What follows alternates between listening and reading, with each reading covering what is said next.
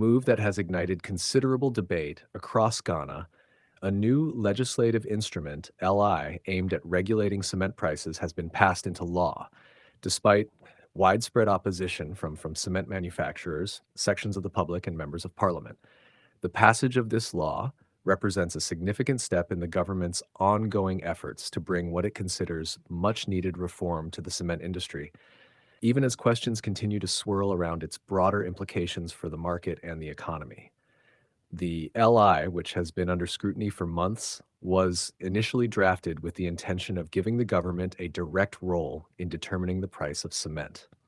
The most controversial provision in the draft required manufacturers to obtain government approval before setting or adjusting prices.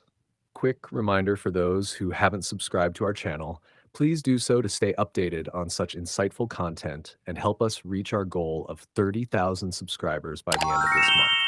Your support means a lot. This provision sparked immediate backlash from the industry, with cement producers, arguing that such a measure would interfere with market dynamics and lead to inefficiencies. Manufacturers made it clear that price regulation of this nature would not only be damaging to their businesses, but would also go against the principles of a free market economy, where supply and demand should determine prices without government intervention. Recognizing the intensity of the opposition, the government removed this particular provision, seemingly as a concession to the manufacturers and critics of the bill. However, even with the removal of this clause, the broader LI was still seen as problematic by many within the industry and in political circles. Cement producers were not alone in their concerns. A significant portion of the public also voiced fears about the long-term impacts of price controls, warning that such measures could discourage investment, limit competition, and ultimately lead to shortages or even price increases, the very outcomes the government sought to prevent. Despite these concerns, the Minister of Trade and Industry, K.T. Hammond, remained resolute in his stance. According to Hammond, the cement industry had long been plagued by unfair pricing practices, and intervention was not only necessary, but overdue. He insisted that the pricing of cement in Ghana had for too long been influenced by factors that were not aligned with the interests of the broader public, leaving consumers to bear the brunt of inflated prices. Hammond positioned himself as a champion of the ordinary Ghanaian, arguing that the new LI would bring sanity to the industry and ensure that the price of cement became more reflective of market conditions, rather than the arbitrary decisions of a few dominant manufacturers. K.T. Hammond's argument gained traction in some quarters, particularly among those who believed that cement prices had become excessively high, placing undue strain on the construction sector and, by extension, the broader economy. Cement, being a critical material in the building of homes, infrastructure, and public projects, plays a pivotal role in the lives of Ghanaians. As such, the price of cement has ripple effects that go beyond the industry itself, influencing the cost of housing, road construction, and even government projects. Hammond maintained that the regulation of cement prices would help stabilize these costs, leading to lower prices for homes and construction projects, and ultimately benefiting the average Ghanaian consumer. However, these assertions were met with skepticism by the opposition in Parliament, particularly the minority, who were vocal in their criticism of the LI throughout the legislative process. Bernard Ahiafor, the minority spokesperson on legal and constitutional affairs, was one of the most outspoken opponents of the law. He argued that the LI was not only unnecessary, but also inconsistent with existing legislation. According to Ahiafor, the Parent Act, which the LI purportedly falls under, was designed to regulate the quality of goods and services in the country, not their pricing. In his view, the government's attempt to regulate the price of cement through this law was a clear overreach that contravened the original purpose of the legislation. Ahiafor's concerns were shared by others in the opposition, who saw the LI as an attempt by the government to interfere in a sector that had, for the most part, operated efficiently without such interventions. To the minority, the legislation represented an unwarranted intrusion into the free market, one that would have far-reaching consequences for the cement industry and beyond.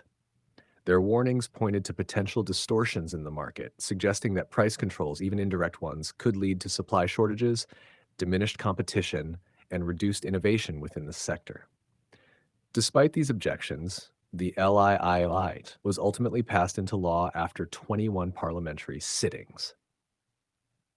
The length and intensity of the debate reflect the deep divisions that the legislation has sparked, not only between the government and the opposition, but also between the government and the business community. Cement manufacturers in particular have been adamant that the legislation is misguided. They argue that cement pricing is influenced by a range of factors, including the cost of raw materials, transportation, and energy, all of which are outside of their direct control. Forcing manufacturers to adhere to government-imposed pricing regulations, they argue, would not only undermine their ability to operate efficiently, but could also have unintended consequences, such as reducing investment in the sector or leading to the importation of lower quality cement from abroad. In response to these criticisms, KT Hammond has continued to defend the LI, insisting that it is necessary to protect consumers and ensure that the pricing of cement in Ghana is fair. He has made it clear that his office has reviewed extensive research and data, and he remains convinced that the cement industry has been engaging in pricing practices that are not in the best interests of the public. For Hammond, this law represents an opportunity to correct what he sees as a long-standing imbalance in the market, if one that has allowed manufacturers to benefit at the expense of ordinary Ghanaians. In many ways, the debate over the LI reflects broader questions about the role of government in regulating markets. At its core, the disagreement boils down to a fundamental difference in philosophy. Should the government intervene to correct perceived market failures, or should it allow the market to operate freely, even if that means prices may fluctuate or rise beyond what some consider reasonable? Proponents of the LI argue that the government has a duty to protect consumers from exploitative pricing, particularly in industries where there are few competitors and where the product in question is essential to everyday life. On the other hand, opponents contend that government intervention in pricing is a slippery slope that could lead to market inefficiencies, has reduced competition, and ultimately higher prices in the long run. As the law takes effect, all eyes will be on the cement industry to see how it responds. Will prices come down as KT Hammond has promised? If today is your first time watching this channel or you are returning to this channel for the exciting content, please subscribe to the channel for more educative and developmental projects across Ghana and Africa as a whole. Do you want to know about the state of a project in Africa? Then make sure to like and comment the name of the project you would like us to talk about and its current state.